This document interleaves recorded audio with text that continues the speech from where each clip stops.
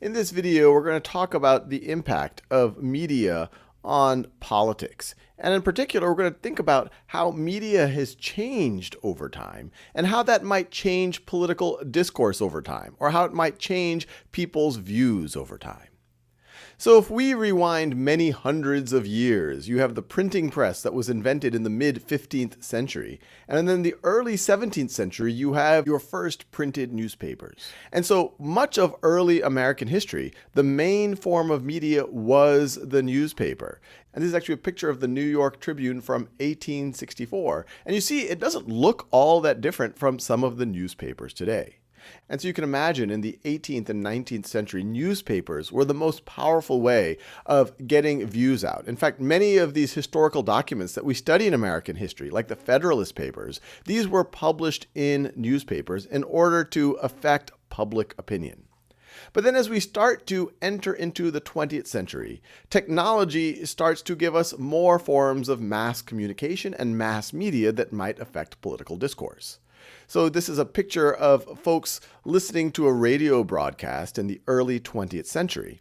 And there would have been an entertainment over these broadcasts, but there would also have been news. And so you can imagine that this affected people's views of politics. Politicians, leaders, started to give speeches over radio. And as you get into the mid-20th century, TV becomes more and more pronounced of an influence on politics. This is a picture of Walter Cronkite, famous for being one of the most respected journalists in all of television, and the first to broadcast a nightly news in the mid-20th century. Now, as you get to the late 20th century, not only do you have the major networks broadcasting news, but you start having the advent of cable news networks. So you start having a larger diversity of people who are giving news. And then as you get into the internet age, it explodes. You have blogs and news websites that start more and more to cater to specific views. And then with the advent of social media, you have a way for leaders or people who influence other people's thought to directly influence or directly communicate with those that follow them, whether we're talking about Twitter or Facebook or Instagram. And so an interesting question is, how has this affected political discourse? How has this affected politics? So many people would view this as a positive thing. That back in the day, it took a lot of capital, it took a lot of resources to print and publish a newspaper. It took a lot of resources to nationally broadcast news. And so it was a limited number of groups that could get the views out. While as you have the internet and social media, anyone can communicate with anyone else. And so this would have increased the number of media choices and increased the number of points of views that are out there.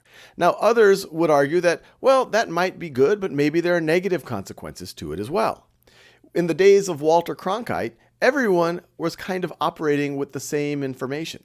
But with social media, more and more people fear that we're living in our own echo chambers, that we tend to follow people who already believe what we believe, that we tend to go to the media sites that reinforce our existing beliefs, and so it is polarizing. And it could also be polarizing because we have to think about the economics of media. Many of these media outlets are for-profit businesses, and so they have to think, how do we get the maximum viewership? And that might be catering to what people already believe in, or increasing the polarization, maybe demonizing the other side. Now, many people would also argue, along with that increased polarization and with this increased diversity, that more and more people are just doubtful of any news source, of any media source. And so they just become more skeptical and cynical of not just media, but the government as well. So it's an interesting phenomenon that we are living in as we speak. As much change as the newspaper or the radio or television broadcast happened, we are now in this time of accelerating change, where every few years it feels like there's a new medium coming out. And it's interesting to see how that will continue to evolve and affect our political discourse.